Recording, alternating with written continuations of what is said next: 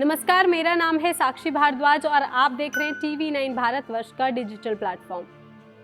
अभी तक आपने फिल्मों में ही सुना होगा कि कानून के हाथ लंबे होते हैं, लेकिन रियल लाइफ में भी ये कहावत सही होती साबित हो रही है। महाराष्ट्र में पुलिस ने 22 साल पहले हुए सामूहिक दुष्कर्म के मामले के आरोपी को गिरफ्तार कर लिया है। यूं तो अपराध की ये कहानी 22 साल पुरानी है, लेकिन आज की तारीख में इसे जानकर आप हैरान रह जाएंगे, क्योंकि आरोपी ने कुछ ऐसे काम किया है जो हर किसी को हैरान कर सकता है। 22 साल पहले विवेकानंद विस्वाल उर्फ बीबन ने उड़ीसा में एक ऐसे सामूहिक दुष्कर्म को अंजाम दिया था जिसने उड़ीसा की राजनीति को झंझोड़ कर रख दिया था। 1990 में हालात ऐसे बन गए थे कि उड़ीसा के तत्कालीन मुख्यमंत्री को इस्तीफा तक देना पड़ा था। अब ये शातिर अपराधी 22 साल बाद पुलिस की गिरफ्त में है।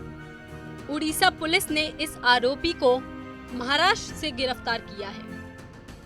बीबन को गिरफ्तार करने के लिए पुलिस ने ऑपरेशन साइलेंट वाइपर चलाया और घटना के एक एक डॉट को जोड़ने की कोशिश की। हर उस हरकत और मौके से मिले सबूतों का मिलान किया गया। आरोपी परिवार के आर्थिक और सामाजिक स्थिति पर नजर रखी गई। पुलिस ने कई स्तर पर जांच की और सर्कमस्टेंशियल एविडेंस जुटाने शुरू किए।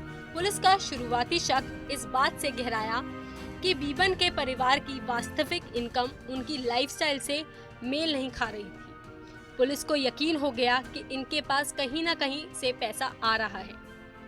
इसके बाद पुलिस धीरे धीरे लोनावला तक पहुंची और वहां पर एक छोटे से बैंक ट्रांजैक्शन से पुलिस को बड़ा सुराग मिल गया। पुलिस ने बीबन के बड़े बेटे के बैंक रिकॉर्ड खंगालना शुरू किया, जिससे पता चला कि कोई अनजान व्यक्ति बीबन के बड़े बेटे के अकाउंट में पैसे डाल रहा है। फिर क्या था, पुलिस ने पैसे जमा करने वाले व्यक्ति के बारे में जानकारी इकट्ठा करनी शुरू कर दी, तो पता चला कि असल में वैसा कोई बल्कि बीबन ही जाली आधार कार्ड बनाकर अपने बेटे के अकाउंट में पैसे डाल रहा था। फिर बीबन को धर दबोचने के लिए पुलिस सादे लिबास में लोनावला पहुंच गई और उन्होंने बीबन की घेराबंदी शुरू कर दी।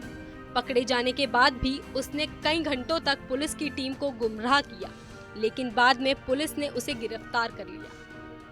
इस बात की जानकारी देते हुए पुलिस ने बताया कि बीबन की पहचान के लिए कई लोगों की निशानदेही ली गई है।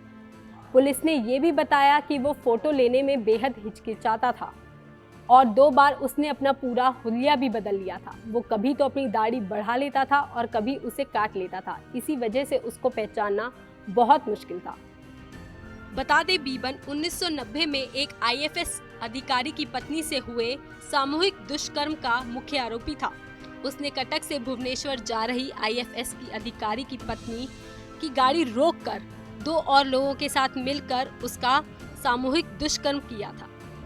इस दुष्कर्म की घटना ने उड़ीसा को हिलाकर रख दिया था और तत्कालीन मुख्यमंत्री JB पटनायक को इसके कारण इस्तीफा तक देना पड़ा था। इस घटना के 17 दिन बाद 2 आरोपियों को गिरफ्तार कर लिया गया था, लेकिन मुख्य आरोपी बीबन वहां से फरार हो गया था। अब करीब 2 दशक के बाद उसे उड़ीसा पुलिस ने मुंबई से गिरफ्तार किया है। वो लोनावला की MB वैली में छिपा हुआ था। वहाँ वो एक प्लम्बर का काम करता था और इसी बीच उसने कई बार अपना हुलिया भी बदल लिया था, जिसकी वजह से उसे कोई पहचान नहीं पा रहा था। आपको ये भी बता दें, इस मामले में बाकी 2 आरोपियों को उम्र कैद की सजा सुनाई गई थी। CBI ने इस मामले में जांच की थी, लेकिन अभी तक 3 महीने पहले भुवनेश्वर पुलिस ने मामले की फाइल को फिर से खोला और बीबन की तलाश शुरू की। आपको कैसा लगा हमारा ये वीडियो, हमें कमेंट सेक्शन में लिखकर जरूर बताएं। बाकी देश और दुनिया की तमाम बड़ी खबरों के लिए देखते रहिए TV9 भारतवर्ष। फिक्र आपकी, सोमवार से शुक्रवार रात 9 बजे सिर्फ TV9 भारतवर्ष पर।